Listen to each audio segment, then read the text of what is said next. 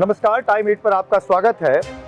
आज हम बात करेंगे छत्तीसगढ़ में 2 दिनों तक चली कलेक्टर एसपी की सीएम की क्लास की। सीएम भूपेश बघेल की इस क्लास में न केवल प्रदेश के तमाम जिलों के कलेक्टर पहुंचे, बल्कि तमाम जिलों के एसपी भी पहुंचे, तमाम सेक्रेटरीज के तमाम सेक्रेटरीज और मंत्रालय में पदस्थ तमाम आला अधिकारी, डीजीपी से लेकर के प्रदेश के जनसंपर्क विभाग के तमाम अधिकारी भी पहुंचे। ऐसा माना गया कि भूपेश बघेल की ये जो बैठक है, ये जो कॉन्फ्रेंस है, ये कई मायनों में अहम है, क्योंकि इससे पहले कवर्धा की हिंसा से प्रदेश की पुलिस प्रशासन से लेकर के जिला प्रशासन तक की कार्यशैली पर सवाल खड़े हुए। सिलगर की घटना को लेकर भी सवाल थे और प्रदेश के नक्सल प्रभावित क्षेत्रों में जिस तरह की स्थितियां निर्मित हुई हैं, उसको लेकर भी कई सारे सवाल थे। इस लिहाज से ये दोनों दिन में चलने वाली जो बैठक थी, वो काफी अहम थी।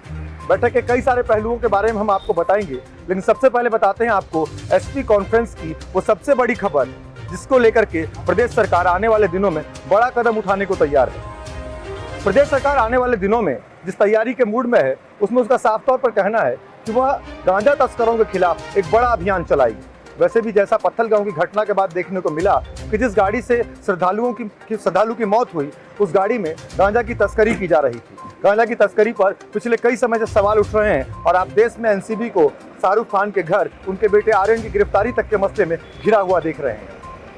लेकिन अगर आपको बताएं कि छत्तीसगढ़ में गांजा तस्करी को लेकर प्रशासन द्वारा उठाए जाने वाला यह कदम अहम क्यों है, तो आपको यह जानना आवश्यक हो जाएगा कि छत्तीसगढ़ में गांजा की तस्करी के लिए उड़ीसा का तमाम गांजा छत्तीसगढ़ के रूट के माध्यम से देश के कई राज्यों में पहुंचता है। और यही वो सबसे बड़ी वजह है जिसके बाद छत्तीसगढ़ सरकार के लिए गांजा तस्करों पर नकेल कसना जरूरी हो गया है। छत्तीसगढ़ कई राज्यों से सटा हुआ राज्य है, जिसमें मध्य प्रदेश, उत्तर प्रदेश, झारखंड, उड़ीसा, महाराष्ट्र और तेलंगाना। खास बात की जाए तो उड़ीसा से सटे हुए हिस्से बस्तर से लेकर के सरायपाली, बसना, यहाँ तक कि जसपुर तक, जहाँ से उड़ीसा का हिस्सा छत्तीसगढ़ से सटता है, वहाँ से गांजे की बड़ी खेप देश के दूसरे राज्यों के लिए निकलती है। पिछले दिनों लगातार छत्तीसगढ़ पुलिस की कार्रवाई के बाद कई मोर्चों पर पुलिस को सफलता मिली, जहाँ पर उसने क्विंटल से भी अधिक, कई कुंटलों में, कई टनों में गांजे की खेप को पकड़ा।